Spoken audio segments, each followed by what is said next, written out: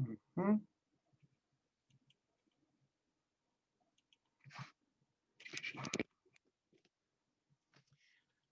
Hola, buenas tardes. Bueno, al menos yo estoy grabando esto en la tarde del 8 de noviembre del año 2020. Es un video sobre algo que había mencionado con anterioridad. El tema de este video van a ser las órdenes militares durante la Edad Media. Las órdenes militares fueron una herencia que dejó las cruzadas ante la necesidad de enfrentarse al enemigo turco, que era abrumadoramente superior en Tierra Santa. Un grupo de gente muy comprometida con su fe, eso no debemos olvidarlo, decidieron tomar votos, votos equivalentes a los de un monje, pero se trataba de caballeros, es decir, de gente de armas. Al principio fue pues algo más bien novedoso, un poco raro, pero el éxito de estas milicias religiosas fue enorme y pronto empezaron a proliferar y a sumar gente. Llegaron a conformarse en organizaciones multinacionales, es decir, se dividían en lo que se llamaban lenguas, es decir, había dentro de los templarios, por ejemplo, el capítulo de los aragoneses, el de los francos, el de los italianos, el de los ingleses incluso llegó a haber, con diferente gente de estas nacionalidades que se sumaban al esfuerzo de defender Tierra Santa, haciendo votos, en una curiosa combinación de monje y guerrero. La gente podrá decir con razón que no hay nada más anticristiano que eso, porque pues el dedicarte a la guerra y específicamente y ser un religioso cuyo objetivo es la guerra, pues es algo por lo menos curioso. Sin embargo, hay que entender el contexto. Es el contexto en el cual estas organizaciones, estas órdenes militares surgen, es el contexto de una guerra. Es un contexto de una guerra que nunca acaba, en contra de un enemigo que también es religioso y que también tiene su propia dimensión, digamos, de fanatismo guerrero provocado por la religión. En lo cual entonces, pues de alguna manera estas órdenes militares surgen como una suerte de necesidad de defender ante ante el hecho de que había que defender Tierra Santa contra enemigos que eran muy superiores en número. Dado el ideal cristiano de la época, combinaban dos realmente de estos ideales, que era, por un lado, el ideal cristiano, el hombre de fe, el hombre religioso, orador, y el guerrero a caballo, el caballero. Por lo tanto, no es de extrañar que en ese contexto y en ese tipo de sociedad, como era la sociedad medieval de la época, estas órdenes crecieran, empezaran a acumular mucho dinero de gente que les daba donaciones, gente que, por ejemplo, cuando moría, parte de su herencia se la dejaba a ellas para defender, para ayudar a mantener a estos grupos que defendían Tierra Santa. Los más célebres de todos, por su trágico final tal vez, son los templarios. Por lo tanto, la mayor parte de los libros que voy a mostrar son de ellos. En el video anterior, donde hablé de este fenómeno, lo mencioné de pasada cuando hablaba del hecho de las cruzadas, dije que aunque nacieron en el marco y con razón de las cruzadas, en realidad el fenómeno de las órdenes religiosas sobrepasaba por mucho las cruzadas. Al menos a lo que nosotros entendemos y hablamos aquí normalmente por cruzadas, que son estas luchas por Tierra Santa. Dado que estas órdenes siguieron existiendo tiempo después de que Tierra Santa fue abandonada y que volvió a manos de los musulmanes, y se empeñaron en otra serie de cuestiones. Como decía yo, el caso más relevante y sobre el que más se ha escrito es el caso de los templarios. Esta orden que fue la primera, de alguna manera fue hasta cierto punto la que más éxito tuvo, la que más riqueza generó, y que luego cuando son expulsados de Tierra Santa, la que no encontró una forma de seguir, digámoslo, con lo que llamaríamos su vocación. Eh, Se convirtieron en banqueros, siguieron promoviendo la idea de una cruzada en una Europa que cambiaba en el siglo XIV y donde ya el interés por las cruzadas ya no existía, terminaron convirtiéndose en un anacronismo y un rey de Francia, Felipe IV, les puso fin. Con la ayuda de un papa, Clemente V, si no mal recuerdo, se pusieron de acuerdo para extinguir a la orden, o más bien fue cosa del rey, que fue auxiliado en ese sentido por el papa, y que el resultado de eso fue su exterminio, su acusación de herejía y su desaparición. Este dramático final ocurrido en la primera década del siglo XIV probablemente es lo que convirtió a los templarios en un símbolo sobre el que se han escrito muchísimas tonterías. Hay gente que dice que los templarios luego se transformaron en los masones, como si fuera posible llenar, por ejemplo, el hueco que hay entre el siglo XIV y el siglo XVII, en que sabemos que muere una y nace la otra. Aquellos que dicen que los templarios son el antecedente de los masones es porque ignoran la historia de los templarios e ignoran la historia de los masones.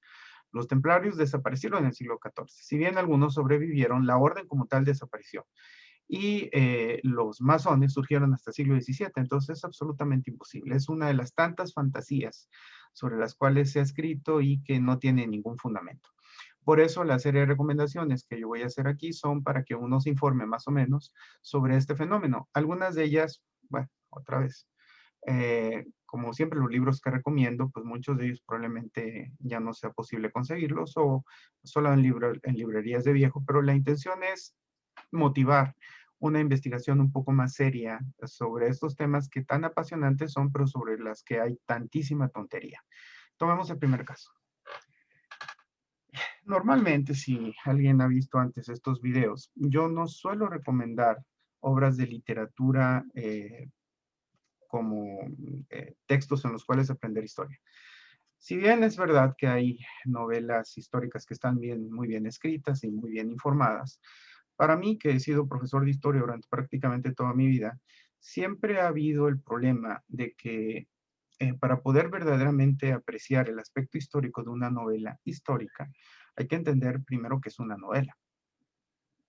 Y la gente tiene tendencia, lamentablemente, a creer que todo lo que aparece en las novelas es real. No, el novelista siempre inventa, siempre toma el ángulo que le parece más interesante de la historia, de las versiones posibles, que casi en toda la historia hay múltiples versiones, y en base a eso construye una trama. Lo importante es la trama, ¿no? No la exactitud histórica. Si eres un buen novelista, eso es lo que verdaderamente te importa. Por lo tanto, la gran mayoría de las novelas históricas no son recomendables para aprender historia. Sin embargo, hay algunas excepciones. Una de ellas es esta. El Rey de Hierro, que es la primera de las novelas de los reyes de la serie de los Reyes Malditos, que son 7 novelas, escritas por Maurice Druon hacia la mitad del siglo anterior, del siglo XX. Primero, son muy buena literatura. Maurice Druon era un excelentísimo escritor. Segundo, están muy bien informadas. Y tercero, es probablemente la mejor serie de novelas históricas que se ha escrito. Por eso, en este caso, sí merece una consideración. Repito, no para que se tome todo como si fuera verdad. Hay eventos que ocurren aquí que son por lo menos dudosos que hayan ocurrido tal cual se menciona, otros que seguramente no ocurrieron así, pero que como quiera da el pulso de la época, da una idea bastante cercana a qué fue lo que pasó. Insisto, es el primer tomo de Los Reyes Malditos. Yo recomiendo toda la saga para sus servidores, la mejor serie de novelas históricas que se ha escrito, al menos que yo he leído, y créame que he leído bastante, y no puedo dejar de recomendarlo. Entonces, en este caso, el Rey de Hierro, que es justamente el apodo que tenía Felipe IV, el rey que destruye a los templarios. Aquí el caso de los templarios es tomado solamente como refilón, pero para tomar el pulso de la época, lo que son los últimos años del siglo XIII, principios sobre todo del siglo XIV, en esta corte de este rey de Francia, que fue un gran rey, y que quiso apropiarse de la riqueza de los templarios y lo consiguió. No puedo dejar de recomendar esto. Insisto, esto si se publica es fácil de conseguir. Siempre vaya usted a cualquier librería y va a encontrar generalmente las 7 novelas. Recomiendo sobre todo las primeras 6. La séptima, que se llama De cómo un rey perdió Francia, no, la séptima es La flor de Lis y el león. No me pareció tan buena. Aparte es un libro que en realidad Druon escribió como 10 años después de haber terminado el sexto, como un añadido. Está escrito totalmente en otro tono y con otro formato de escritura. Es un buen libro, es una buena novela, pero las 6 primeras son extraordinarias. El tema, para los que no lo sepan, de Los Reyes Malditos es cómo y por qué estalla la Guerra de los 100 años. Y él lo relaciona justamente con el asunto de los templarios, porque el último de los grandes maestros, o de los maestros, porque nunca existió el término de los templarios de gran maestro, sino solo de maestros. El último de los maestres del templo, que fue Jacques de Molay, Se dice que al momento de estar siendo quemado, porque fue acusado como hereje a la hora de extinguir la orden, gritó una maldición. Dijo algo, en realidad parece que lo que se le atribuye es otras palabras, pero lo que aquí viene, más o menos es algo así como Caballero Guillermo de Nogaret, que fue el procurador del rey de Francia, que fue el que organizó todo el juicio en su contra. Rey Felipe, no, pero primero creo que Papa Clemente, Rey Felipe, Caballero Guillermo de Nogaret, dice, os convoco a compadecer ante el tribunal de Dios antes de que termine un año. O sea, ustedes decían que iban a morir antes de un año. Efectivamente, todos murieron antes de que terminara un año. Y os maldigo hasta la 13ª generación. Y justamente, insisto, ese es el tema de toda la serie de novelas, Los Reyes Malditos. Los 3 hijos del rey se van a suceder unos a otros sin que tengan hijos. Va a terminar el trono en un primo, Felipe VI, que es el primer Valois que llega al trono francés. Y poco después va a estallar la guerra de los 100 años entre Francia e Inglaterra por motivo justamente de la sucesión dinástica.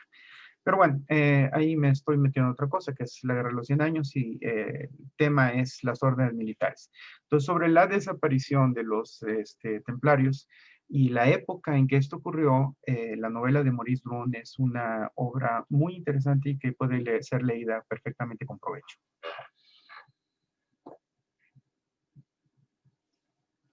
Luego, un clásico, como siempre.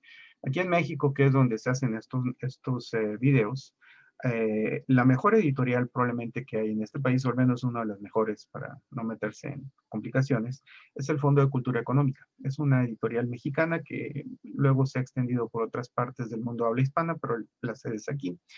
Y durante muchos años, y creo que sigue sucediendo porque creo que siguen habiendo, ha editado una serie de libritos que son libros serios para aquel que quiera adentrarse en algún tema y poderle dar puede informarse sin ser un especialista, pero de manera seria. Se llaman los breviarios. Hoy día son diferentes, no son estos colores. Antiguamente eran así. Los de historia, los que trataban temas de historia eran de este color verde. Este es uno impreso por ahí déjenles digo, 1988. Originalmente en francés es un libro escrito en 1977, pero este es de 1988. De Georges Bordonove, no sabe cómo se pronuncia, Los Templarios, Historia y Tragedia. Es un libro en breves 300 páginas, más o menos, sí, un poquito menos de 300. El resto, como siempre, son pues, la bibliografía y las notas de agradecimiento, cronologías y todo este tipo de cuestiones. Nos narra toda la historia de esta orden que les digo fue la primera y la más exitosa de alguna manera de las que defendieron Tierra Santa. Cómo y por qué nació y los diferentes eventos en los cuales se vieron involucrados la caída del reino de Jerusalén y el maestro que estuvo implicado en eso, que fue, si no me recuerdo, bueno, no me acuerdo, la verdad, lo leí hace mucho. Todo eso está aquí. Su lucha final hasta la caída de Acre, que fue la última ciudad cruzada en caer hacia finales del siglo XIII. Luego su pérdida de rumbo, que pues, no encontraron exactamente qué hacer, más que intentar promover la cruzada mientras hacían negocios con su inmensa fortuna que habían creado. Y finalmente su desaparición, donde viene un capítulo pues, bastante bien informado y largo al final sobre la desaparición de la orden, les digo, a principios del siglo XIV, bajo el reinado de Felipe IV, el rey francés. Aquí está. Insisto, Los Templarios, Historia y Tragedia, Fondo de Cultura Económica, de Georges Bordonove. Probablemente se puedan conseguir porque estos libros creo que se siguen imprimiendo los breviarios. Otro que es más complicado porque es de una editorial que ya no existe, editorial Vergara, de Piers Paul Reed, Los Templarios, Monjes y Guerreros. Esta serie de libros grandes, de formato grande, que son fáciles o son buenos porque pues entonces son más amables para que uno los lea. Es un libro muy interesante, otra vez, repite, es la historia de los templarios, su surgimiento en Tierra Santa a principios del siglo XII y su final a principios del siglo XIV, su lucha contra los musulmanes, su época de esplendor, y finalmente su desaparición en este terrible juicio que se les hizo. Este libro tiene una cierta ventaja, dado que el autor, si bien estudió historia en Cambridge, aquí es lo que dice como parte de los elementos, es un hombre que sabe de lo que está hablando, se dedicó al periodismo este señor, por lo que está escrito en este sentido muy periodísticamente hablando, o sea, la prosa es fácil, directa, está acostumbrado a narrar para que quede perfectamente claro. Cualquiera que lo lea no tiene ninguna complicación para entender qué es lo que está pasando, sobre todo si no eres un especialista en el tema de la Edad Media. Entonces, esa es una ventaja de este libro, repito, Los Templarios, Monjes y Guerreros de Pierce Paul Reed. El año es 96, 97 por ahí, les digo. 2000. Este es un libro impreso en Argentina, por cierto. Luego salió en formato más pequeño y hubo en formato de bolsillo. El problema es que como ya no existe Vergara, quién sabe el catálogo de Vergara ahora quién lo maneje, si es que hay ediciones posteriores. Luego, en esta serie roja de Edasa, Breve Historia del Orden del Temple, ¿no? Escrito por José Luis Corral. Este es de unos 12, 13 años atrás, no le digo.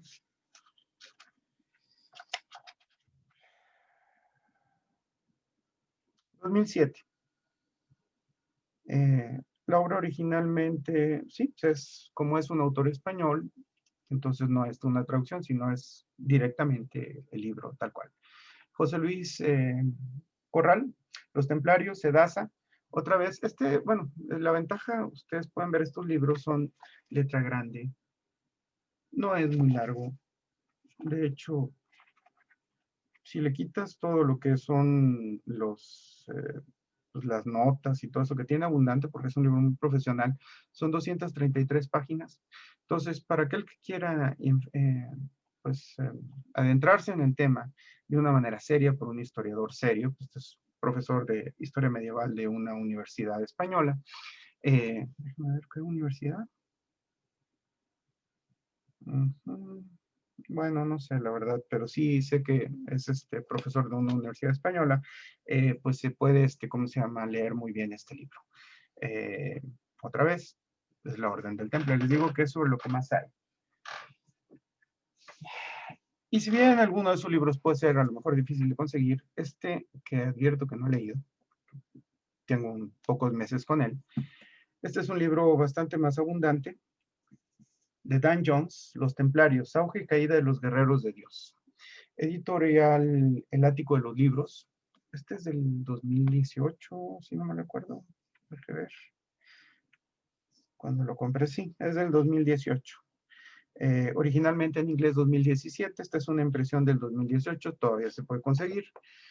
Un libro bastante más abundante que los anteriores, tiene aproximadamente unas 400 páginas y es a fondo justamente la historia de los templarios. Insisto, no puedo hablar demasiado porque no lo he leído, pero la editorial es muy seria y esta colección de libros de historia de El Ático de los Libros suele ser muy buena. Entonces, de Dan Jones, Los Templarios. Auge y caída de los guerreros de Dios, año 2018.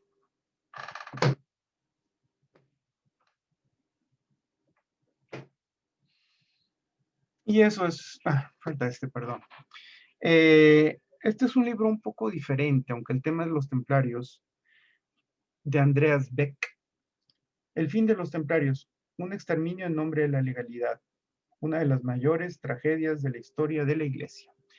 Es la ediciones de bolsillo. Me parece que originalmente esto era Vergara.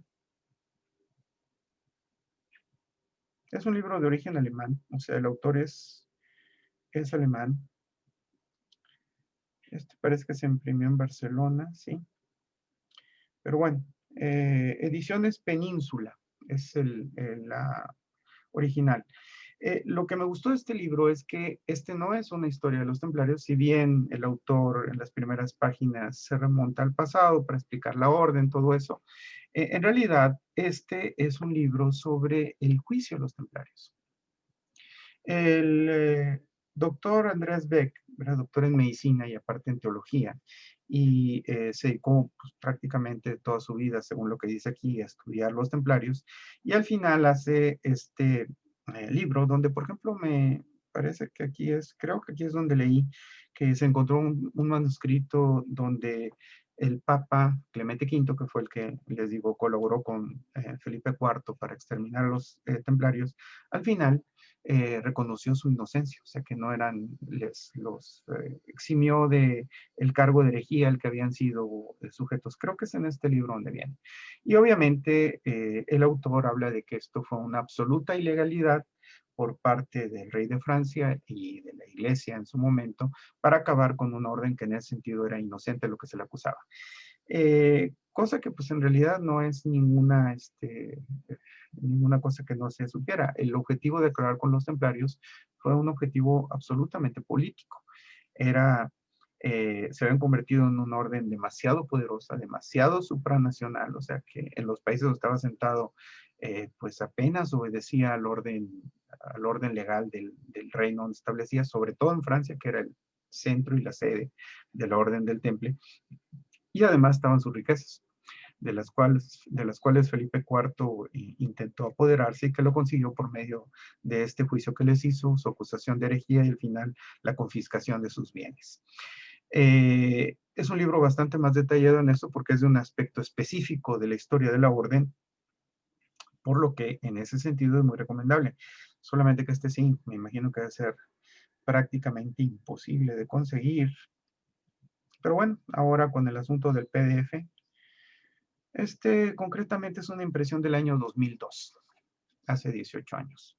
Repito, Andreas Beck, El final de los templarios, o El fin de los templarios, ¿no? De ediciones de bolsillo.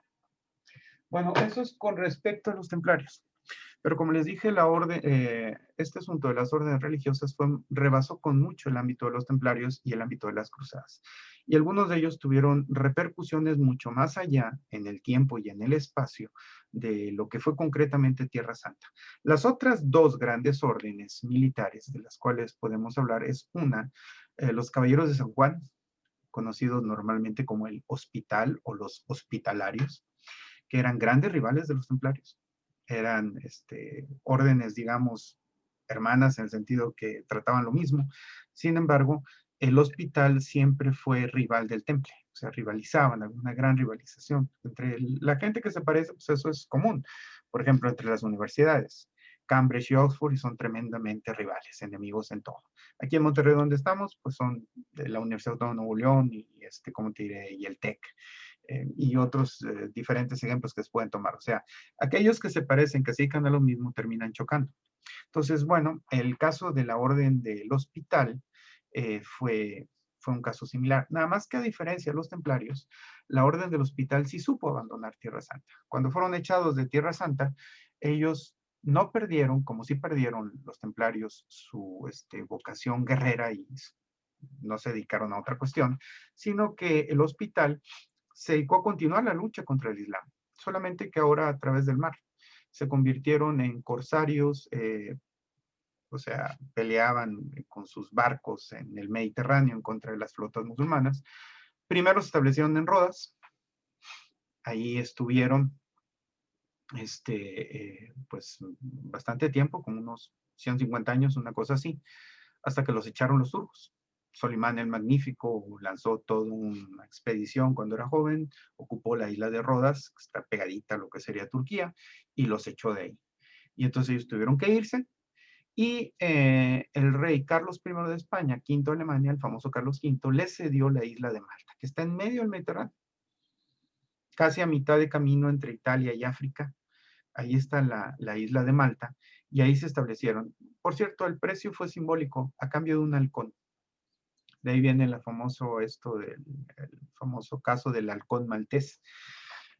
Hoy día la cetrería es algo que está prácticamente olvidada, pero era una cuestión que le encantaba a los reyes. O sea, esto de tener sus águilas, sus halcones aquí para ir al campo y cazar aves con ellos. O sea, eran aves entrenadas que eran arrojadas al aire para que fueran a cazar otras aves. Parece ser que en Malta había muy buenos halcones Y entonces el rey les dijo a los hospitalarios, yo les cedo la isla a cambio de que creo que, no sé si era cada año, cada 4 o 5 años, una cosa así, me cedan ustedes un halcón. Y ese era el precio simbólico. Desde ahí, desde Malta, los hospitalarios siguieron la guerra contra el Islam. Ellos hacían una cuestión de honor, que siempre que atacaban a las flotas musulmanas fuera en una diferencia de 5-1, por lo menos. O sea, 5 barcos musulmanes contra un cristiano. Y normalmente salían vencedores. Eran extraordinarios guerreros, se dedicaban nada más, hombres pues, fanáticamente religiosos. Entonces eso les daba una gran fuerza guerrera. Sobre esta historia del hospital y la otra orden que fue compañera de los templarios en Tierra Santa, aunque nació muy posterior, casi cuando los cruzados estaban siendo echados de Tierra Santa, fue fundado la Orden de los Caballeros Teutónicos. Esta orden, a diferencia del hospital y a diferencia del temple, que eran órdenes virtualmente idénticas, incluso hasta en la forma de vestirse, los templarios usaban manto blanco. Bueno, había variantes, pero lo normal era manto blanco y cruz roja. El hospital exactamente al revés, manto rojo y cruz blanca. O sea, hasta en eso se parecían. Igual el hospital, igual que los templarios, estaba dividido en naciones. O sea, si tú entrabas ahí y hablabas francés, pues pertenecías a la nación francesa, a la nación aragonesa, a la nación italiana, etcétera, etcétera. Bueno, ese era el caso de los hospitalarios y los templarios. La tercera gran orden fue la orden teutónica, que como su nombre lo indica, esta orden no tuvo esa característica, fue una orden casi exclusivamente alemana, casi. Porque también entraban ahí gente de los países influenciados por Alemania, checos y otros lados, pero digamos, en la esencia era la orden teutónica, era puro alemán. Esta diferencia de las otras usaba un manto blanco con una cruz negra. Les digo, el caso de la orden teutónica se fundó casi cuando los cruzados habían sido estaban a punto de ser echados del cercano oriente.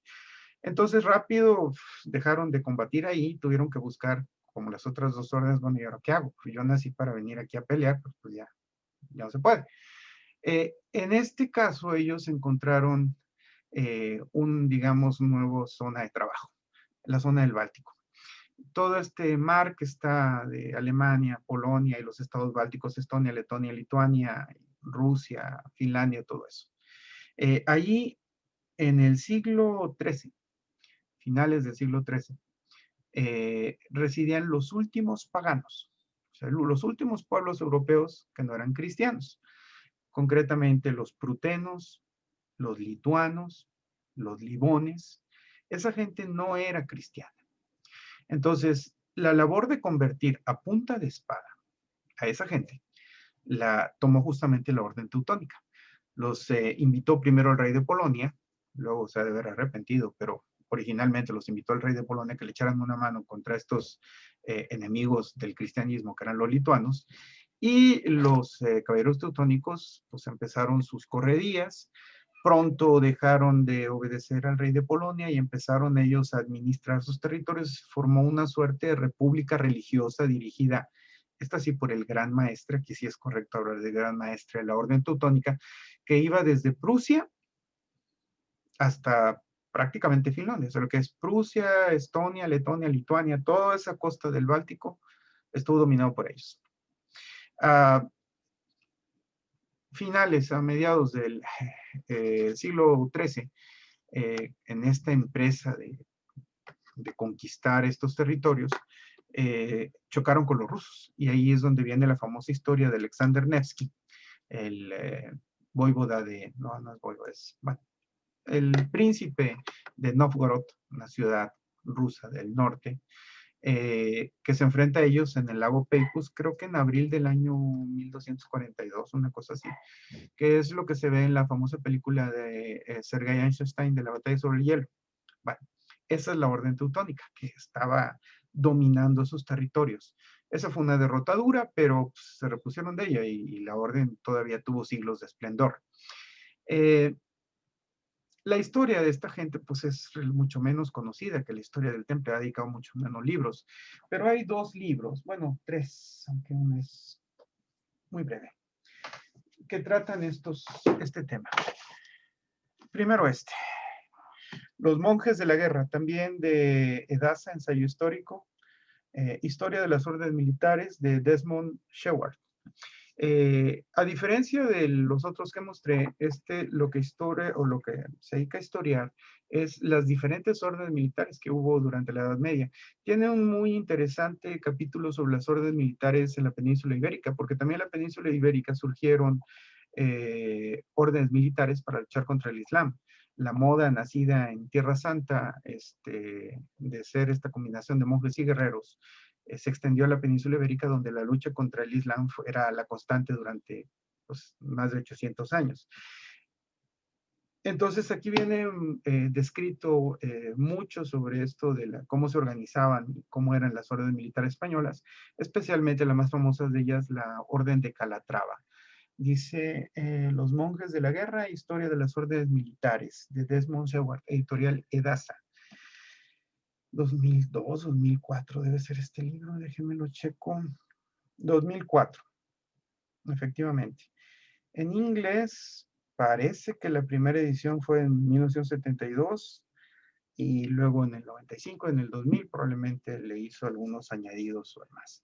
Los monjes de la guerra, un buen libro, le digo, muy interesante y aparte muy bien para estudiar las órdenes militares españolas.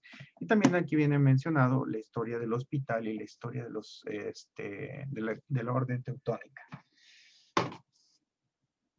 Pero de Alain de Murger, Los Caballeros de Cristo, Templarios, Hospitalarios, Teutónicos, Órdenes Militares de la Edad Media, siglos XI al XVI. Este es un libro editado por la Universidad de Granada y la Universidad de Valencia. Como es un libro español, pues evidentemente hace más énfasis también en el asunto de las órdenes militares en España. Este es un libro más técnico, digamos, su lectura es un poquito más complicada que los otros que mencioné porque es un libro más técnico, más historiográfico en muchos sentidos, pero es un muy buen libro. Aparte aquí tiene mucho mejores artículos relativos a la orden teutónica, que es a la que me refería con anterioridad. Entonces este es muy recomendable, aunque insisto, es un poco más difícil de leer porque es un libro más de historia propiamente dicha, no de divulgación histórica como algunos de los anteriores. Es un libro del 2005, originalmente escrito en francés en el 2002, ¿no? Publicado por estas universidades, pero insisto que tiene bastante sobre las órdenes militares en España. Luego también de los breviarios, este no es exactamente sobre el tema, pero es interesante, ahorita voy a explicar por qué. Este librito apareció en los 90, me acuerdo bien, porque haz de cuenta que apareció y lo compró. Entonces, esta es una primera edición. Los países bálticos. Y como les dije ahorita, el origen es de 1991 y la primera, bueno, en francés, luego en el español en el 93. Esta es una historia de los países bálticos, de Estonia, Letonia y Lituania, estas tres pequeñas repúblicas que están pegadas al Báltico. Pero como ellos surgieron a raíz de las conquistas hechas, o sea, surgieron como estados organizados por la Orden Teutónica en el siglo XIII. Entonces, por eso es interesante, o sea, ver cómo surgieron y cómo hubo esta lucha por liberarse, que pues duró siglos, en contra de los alemanes, de estos miembros de la Orden Teutónica. Por eso usted va a esos lugares ahí y encuentra que pues el alemán está muy presente, a pesar de haber sido dominados durante todo el siglo anterior por la Unión Soviética y ya desde antes. Ahí la presencia alemana, la presencia de la cultura alemana, la lengua alemana y de gente alemana pues es muy fuerte. Claro que después de la Segunda Guerra Mundial corrieron a la inmensa mayoría de los alemanes de esos lugares, entonces pues, queda relativamente poco, pero la impronta, la huella del dominio alemán de la Orden Teutónica en esos lugares no va a desaparecer tan fácilmente. Están ahí pues muchas prácticas, las ciudades fueron fundadas en su mayoría por los alemanes, ¿no? Que inmigraron hacia esos lugares y que germanizaron a muchos de los habitantes de esa zona. Entonces este libro de los países bálticos de Pascal Lorot, de los breviarios, debe de poderse conseguir, porque insisto, los breviarios se siguen editando, pues es útil. Aparte es un libro muy breve, usted lo lee en una sentada, un par de horas y se lo acaba.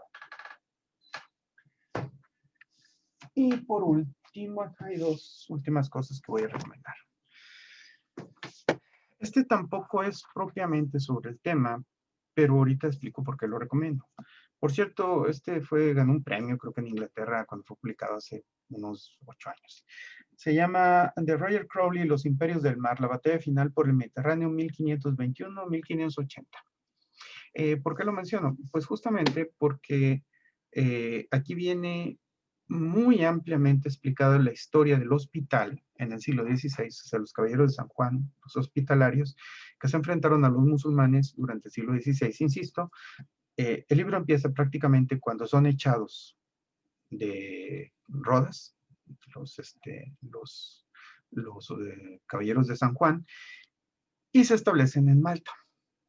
Y la historia del grandísimo asedio de Malta, que fue en 1565, uno de los últimos cosas que hizo Solimán el Magnífico, murió al año siguiente o a los pocos meses de fracasar el intento, fue conquistar la isla de Malta para echar otra vez a los hospitalarios de ahí que le causaban muchos problemas y aparte para tener una base en el Mediterráneo central con la cual amenazar Italia y otras posesiones. Entonces intentó tomar Malta en 1565, si no mal recuerdo, unos pocos años antes de la famosa batalla de Lepanto, donde él ya no era el sultán, sino su hijo Selim, el sultán que lo siguió. Intentó, insisto, conquistar la isla de Malta, mandó una flota enorme, como 300 barcos o 200 y pico, y como 30,000 guerreros. Nada más que los hospitalarios sabían que ellos venían, entonces tuvieron tiempo para prepararse y le pusieron una durísima resistencia. El asedio duró meses, el asedio de Malta, la lucha por Malta duró meses, unos 5 o 6 mil guerreros cristianos del hospital, más gente local maltesa que se sumó a la defensa, defendieron extraordinariamente bien, de manera que quebraron la voluntad de los turcos y luego cuando llegó por fin, después de meses, el auxilio español, el auxilio de los españoles que estaban en Sicilia, y pues van y los ayudan, el ejército turco colapsa y es una tremenda derrota. Los turcos sufren una tremenda derrota, no pueden tomar Malta y constituye una de las grandes victorias de la cristiandad. A diferencia de Lepanto, esta victoria sí fue real, porque Lepanto, si bien fue una gran victoria, se saldó con una derrota. O sea, la guerra la perdieron los cristianos contra los turcos, la guerra de Lepanto. En donde estuvo inscrita la batalla de Lepanto. Acá no, acá la guerra la ganaron porque echaron a los turcos y no pudieron asentarse en Malta. Entonces, bueno, viene también aquí la historia de la batalla de Lepanto, bastante extenso el artículo, prácticamente con eso se cierra. Pero lo que yo recalco como la historia de las obras militares es en lo que yo he visto aquí en este país publicado, el relato más extenso son como 60, 80 páginas de todo el asedio de Malta, que es más, ahorita les digo. La batalla por Malta, la batalla de Malta, desde la 127 hasta la 251, o sea, más de 130, cerca de 130 páginas son los que vienen escrita esta historia. Por cierto, hay aquí una muy interesante historia de un príncipe bizantino de los Láscaris, la familia de los Láscaris fue una familia que llegó a dar varios emperadores a Bizancio, que pues ya para entonces Bizancio no existía, había sido conquistado por los turcos y mucha de la clase dirigente bizantina se había islamizado, se había vuelto musulmana, y aquí iba uno de estos Láscaris, ahora convertido en guerrero turco, pero que pues, recuerda su niñez como niño cristiano cuando está viendo todo esto, y deserta del lado hacia los cristianos y termina ayudándoles a vencer a los turcos.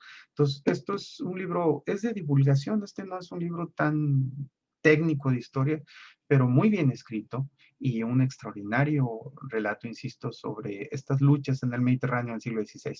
Especialmente, insisto, el asunto del asedio de Malta es lo mejor que he leído realmente en mi vida al respecto. Bueno, aquí está. por último, lo que voy a recomendar no es un libro, sino esta extraordinaria revista que aquí se vende como saldo. Ya es muy vieja esta, pero bueno, se pueden mandar a pedir, me consta que se pueden mandar a pedir. Despertaferro. Este se llama Religión y Guerra.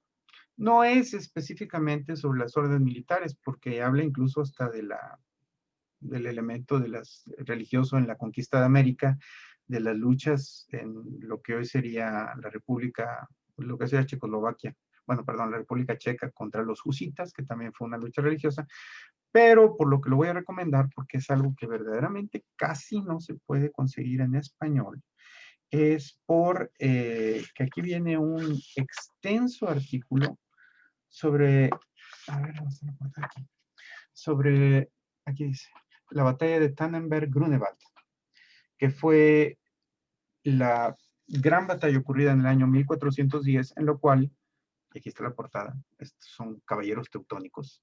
La orden teutónica fue vencida por la alianza de Polonia y Lituania, y ahí empezó la decadencia de la orden. Si bien no desapareció, pudo mantenerse, se convirtió en vasalla a partir de ese momento del rey de Polonia, y pues desapareció su antiguo esplendor y prestigio.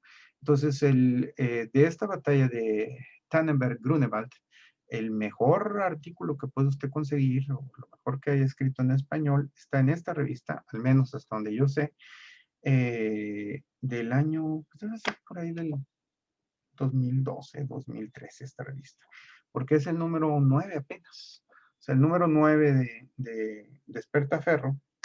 Lo que pasa es que estas cosas es difícil conseguirles la fecha. No, no viene. Viene serie de cuestiones, pero no viene la fecha tal cual, pero es el número 9. De la parte de Despertaferro, esto que está aquí negro, es historia antigua y medieval.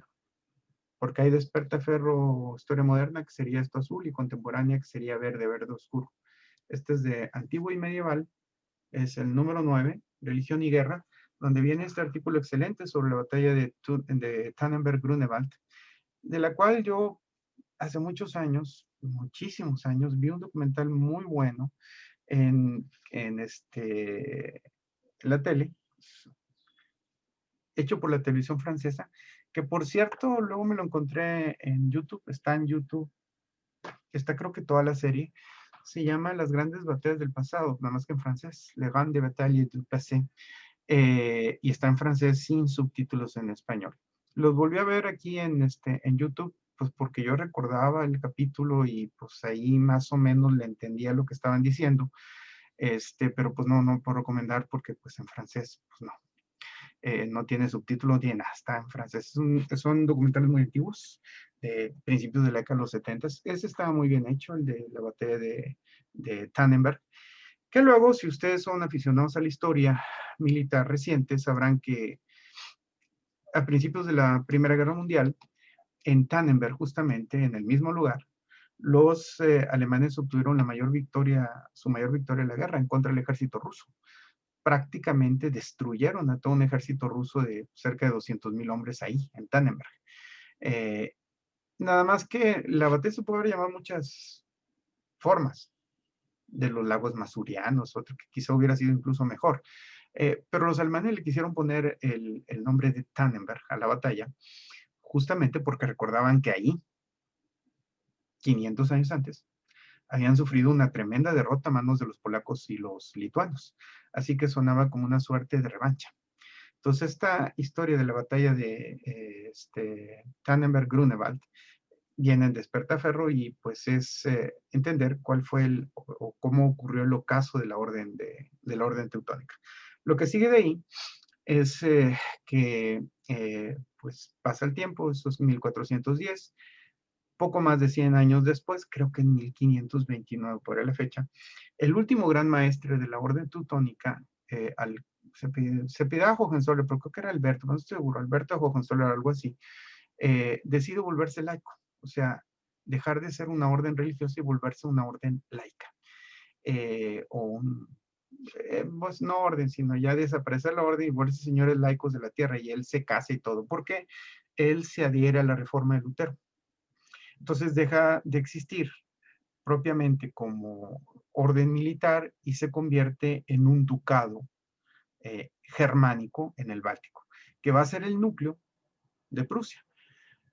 Creo que Alberto de Hohenzollern, como se ha llamado, porque estoy hablando de memoria, eso lo leí hace muchísimo tiempo, como no tuvo descendencia, él directamente, heredó a sus otros parientes Hohenzollern, el ducado prusiano, y estos eran los margraves de Brandenburgo, o sea, lo que hoy es Berlín y los alrededores. Y ese fue el núcleo original del Estado prusiano.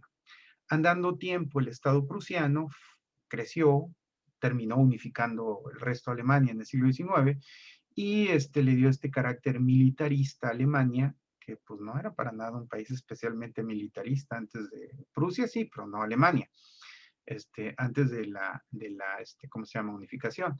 Y pues quienes hoy vean a los ejércitos alemanes que siguen usando esta cruz negra en sus aviones y eh,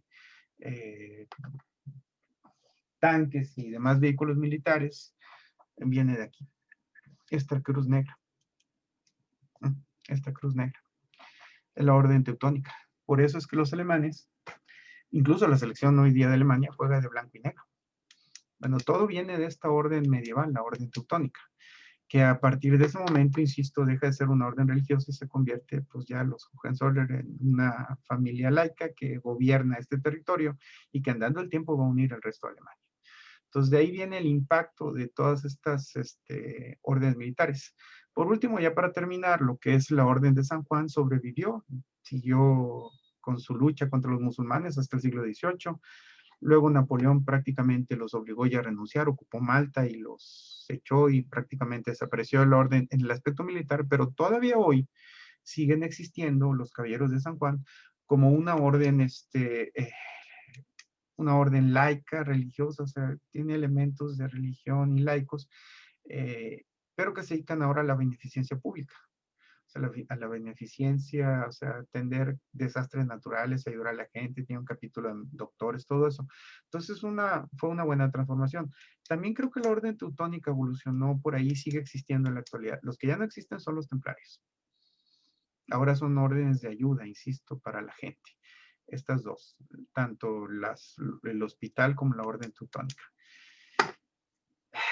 Y dicen, bueno, ¿y cómo es que desapareció la orden teutónica? Se apareció como dueña de esos territorios, pero algunos que se negaron a convertirse al protestantismo se fueron del lugar y siguió la orden, pero ahora solamente como una orden religiosa y que evolucionó, insisto, a este carácter de cuestión de ayuda a la gente y demás. Bueno, esto es lo que había que decir al respecto del tema, un tema que, como había dicho en el video anterior, excedía mucho el tema de las cruzadas, porque pues, incluso llega hasta la actualidad o hasta tiempos muy recientes en el aspecto pues, político-militar, o mucho más recientes por lo menos que el caso de las cruzadas. Bueno, pues aquí termina este video y no hay nada más. Bye.